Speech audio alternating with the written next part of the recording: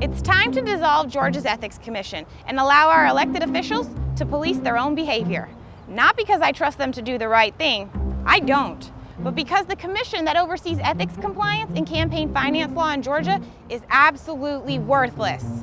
Day after day, week after week, we hear about our elected officials forgetting to file reports, accidentally failing to report million-dollar investments, and making repeated clerical errors about campaign funds they've raised. But nothing ever happens to make them change. In 2010, the Georgia General Assembly amended the Georgia Ethics Commission to create the Georgia Government Transparency and Campaign Finance Commission. That's a mouthful.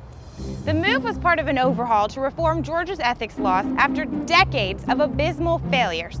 But now all we've done is exchange those abysmal failures for an oversight commission that accepts failures, issues minuscule fines, and offers slaps on the wrist over and over, no matter how big the violation. Here's how bad it is.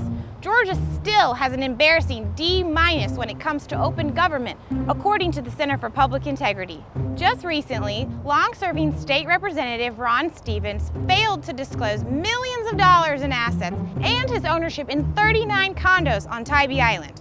That isn't really something you forget. Before that, powerful state senator Jeff Mullis failed to report over $100,000 in cash on his campaign finance reports. And don't forget, this is the same commission that fired Stacey Kalberman after she sought to investigate Governor Nathan Deal right after he was elected. A jury found that she was forced from her office and awarded her $700,000. So what does the commission do? They field a lot of questions about how to circumvent the rules, and they issue $125 fines, which are often paid with campaign funds. That doesn't cut it for me, and it shouldn't for you either. Let's stop pretending Georgians have a watchdog in their corner, because the watchdog is asleep.